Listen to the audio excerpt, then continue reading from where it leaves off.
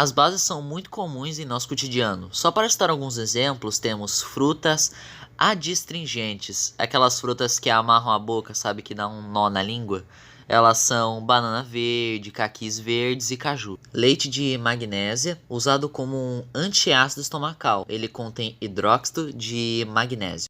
Também tem a água de cal, usada em criações de paredes e árvores. Ela contém hidróxido de cálcio.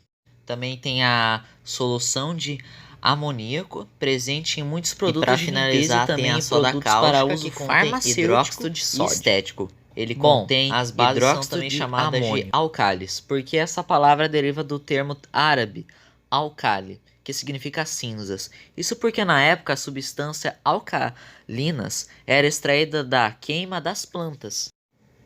Bem, visto que algumas bases como soda cáustica são perigosas, tóxicas e corrosivas, o gosto não é um modo confiável e seguro de testar se determinado composto é básico ou alcalino. Assim, por meio de sua teoria de dissociação iônica, o químico sueco Svante Arrhenius determinou o que faz um composto pertencer à função inorgânica das bases. Palavras do Svante Arrhenius. Bases são compostos capazes de se dissociar da água, liberando íons, dos quais os únicos íons é o hidróxido OH negativo. Agora aqui na sua tela vai ter uns exemplos.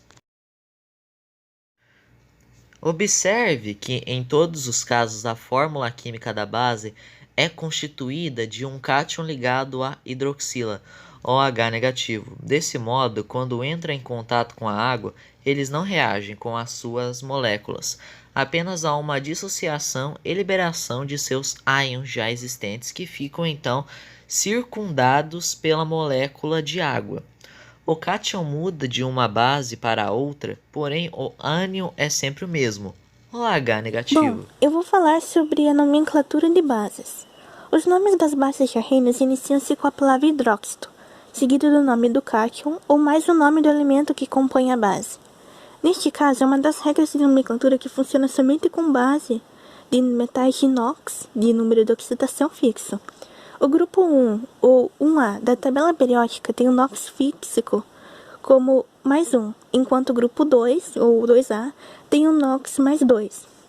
E tem alguns à parte, como o alumínio, que é mais 3, o zinco, que é mais 2, e o prata, que é mais 1. Dessa forma, os nomes ficam dessa maneira. Todavia, existem alguns metais que dão origem a íons metálicos com diferentes cargas. E por isso é necessário fazer uma diferenciação dos nomes dessas bases, como as de inox variável, como esses exemplos que aparecem aí na tela. E existem dois tipos de nomeação para esse caso. O primeiro, que seria acrescentar ao final do nome em algarismos romanos o número da carga do íon O, que seria, por exemplo, hidróxido de ferro 3, hidróxido de ferro 2 e hidróxido de estanho 4. E a segunda maneira é acrescentar o sufixo oso ao íon de menor carga e ico ao íon de maior carga. Por exemplo, nesse daí, do hidróxido de ferro 3, o hidróxido ferroso, que tem o NOx menor. Aqui o ferro ele tem 2 mais de NOx, em comparação à carga do cátion O, que está em 3. E no hidróxido de ferro 2, o hidróxido férrico, que NOx maior. Aqui o ferro tem mais 3 de NOx em relação à carga do O, que está em 2. É isso. Billie Jean is like that my lover. She just young when close that eye. Bom, e quanto ao número de hidróxidos? Dependendo da quantidade de íons hidróxidos em sua composição, as bases podem ser classificadas em monobase, base que possui um hidróxido, exemplo, NaOH, KOH, AgOH e NH4OH. Dibase, base que possui 2 hidróxidos, exemplo, CaOH2, FeOH2 e BaOH2. Tribase, base que possui 3 hidróxidos, exemplo, AlOH3, FeOH3 e CeOH3.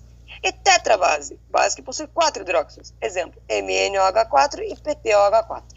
A água é muitas vezes chamada de solvente universal, porque ela consegue dissolver uma quantidade imensa de solutos. No entanto, a solubilidade dos materiais em água não ocorre da mesma forma. E neles são encontrados os infinitamente solúveis, os poucos solúveis e os insolúveis. Infinitamente solúveis, temos o álcool como um exemplo de material que se dissolve na água independente da quantidade adicionada. Nos solúveis, encontra-se o NaCl. Ele se dissolve na água, mas a cada temperatura ele possui um coeficiente de solubilidade, isto é, uma quantidade máxima de sal que será dissolvida em determinada quantidade de água, chegando ao ponto de saturação. Qualquer quantidade de sal acima desse coeficiente que for adicionada à água, mesmo sob agitação, irá se depositar no fundo do recipiente. Nos poucos solúveis, são aqueles materiais que se dissolvem em pequena quantidade na água, sendo que a maioria forma um precipitado, como é o caso do café em pó. Já nos insolúveis temos o ferro, que não se dissolve em água em nenhuma proporção. Além disso, a água não é o único solvente existente. Todo material capaz de dissolver outra substância é considerado um solvente. Uma substância pode possuir diferentes solubilidades e diferentes solventes. Enquanto o sal é solúvel na água, ele é praticamente insolúvel na acetona ou em acetato de estila, aqueles usados para remover esmaltes. Outro exemplo seria o álcool, que é solúvel tanto na água quanto na gasolina, mas a água e a gasolina não se misturam. Bom, vou falar então sobre as bases fortes, os tipos de bases que tem e também as suas siglas e suas fórmulas, tá? Tem as bases de metais alcalinos que são NaH, LiOH, QOH, RbOH e CrOH. E as alcalinoterrosos, KOH2, CrOH2. E as bases fracas, bases de metal de transição dos metais das famílias 13 e 14 da tabela periódica. O hidróxido de magnésio, o MgOH2 e o hidróxido de amônio NH4,0H. O hidróxido de sódio é uma substância muito comum por ser uma base forte de baixo preço, fácil acesso e boa solubilidade em água, substância quase obrigatória em laboratórios de química. É comercialmente vendido sob o nome de soda cáustica, estando presente na confecção do sabão por meio da hidrólise básica dos ésteres e como catalisador na produção do biodiesel em reações de transesterificação. É muito corrosivo, podendo causar queimaduras, cicatrizes e cegueira. É também bastante higroscópico, o que quer dizer que ele absorve a umidade do ar se ficar exposto, adquirindo o aspecto aguado depois de um tempo. É por conta disso que deve ser acondicionado em frascos plásticos nunca de vidro, pois essa propriedade faz com que o frasco de vidro fique emperrado, não sendo possível sua abertura. O hidróxido de cálcio, popularmente conhecido como cal hidratada, é utilizado na agricultura e no tratamento de água para fazer a correção do pH. Também está presente em cosméticos para o alisamento dos cabelos e em suplementos de cálcio. Também é utilizado na caiação ou pintura a cal. É uma técnica de pintura de baixo custo.